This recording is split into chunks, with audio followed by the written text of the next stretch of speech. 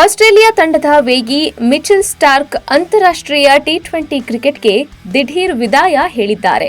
Test ಏಕದಿನ ವಿಶ್ವಕಪ್ ಮೇಲೆ ಗಮನ ಹರಿಸಲು ಈ ನಿರ್ಧಾರ ಕೈಗೊಳ್ಳಲಾಗಿದೆ ಅಂತ ತಿಳಿಸಿದ್ದಾರೆ. ಟೆಸ್ಟ್ ಕ್ರಿಕೆಟ್ ಯಾವಾಗಲೂ ನನ್ನ ಅತ್ಯುನ್ನತ ಆದ್ಯತೆ. ನಾನು ಆಸ್ಟ್ರೇಲಿಯಾ ಪರ ಆಡಿರುವ ಪ್ರತಿಯೊಂದು ಟಿ20 ಪಂದ್ಯದ ಪ್ರತಿ ನಿಮಿಷವನ್ನ, ವಿಶೇಷವಾಗಿ 2021ರ ವಿಶ್ವಕಪ್ ಅನ್ನ ಪ್ರೀತಿಸ್ತೀನಿ ಅಂತ ಹೇಳಿಕೊಂಡಿದ್ದಾರೆ. ಭಾರತ ಟೆಸ್ಟ್ ಪ್ರವಾಸ 2027ರಲ್ಲಿ ನಡೆಯಲಿರುವ ಏಕದಿನ ವಿಶ್ವಕಪ್ಗಾಗಿ ಎದುರು ನೋಡುತ್ತಿರುವ ನಾನು ಆಟದಲ್ಲಿ ತಾಜಾತನ, ಫಿಟ್ನೆಸ್ ಕಾಯ್ದುಕೊಳ್ಳಲು ಮತ್ತು ಉತ್ತಮ ಆಟ ನೀಡಲು ನನ್ನ ಅತ್ಯುತ್ತಮ ಮಾರ್ಗ ಅಂತ ನಾನು ಭಾವಿಸುತ್ತೇನೆ ಅಂತ ತಿಳಿಸಿದ್ದಾರೆ. ಸ್ಟಾರ್ಕ್ ಟಿ20 ಅಂತಾರಾಷ್ಟ್ರೀಯ ಕ್ರಿಕೆಟ್ನಲ್ಲಿ 79 ವಿಕೆಟ್ಗಳನ್ನು ಗಳಿಸುವ ಮೂಲಕ ಆಡಮ್ ಜಂಪಾ ನಂತರ ಆಸ್ಟ್ರೇಲಿಯಾ ಪರ ಎರಡನೇ ಅತ್ಯಧಿಕ ವಿಕೆಟ್ಗಳನ್ನು ಗಳಿಸಿದ್ದಾರೆ.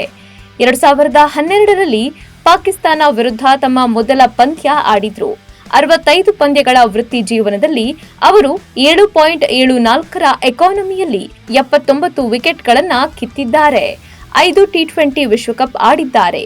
ಗಾಯದಿಂದಾಗಿ 2016ರ ಆವೃತ್ತಿಯನ್ನ ಮಾತ್ರ ಕಳೆದುಕೊಂಡಿದ್ರು. 2021ರಲ್ಲಿ ದುಬೈನಲ್ಲಿ ಆಸ್ಟ್ರೇಲಿಯಾ ಪ್ರಶಸ್ತಿ ಗೆಲ್ಲುವಲ್ಲಿ ಸ್ಟಾರ್ಕ್ ಪ್ರಮುಖ ಪಾತ್ರ ವಹಿಸಿದ್ರು.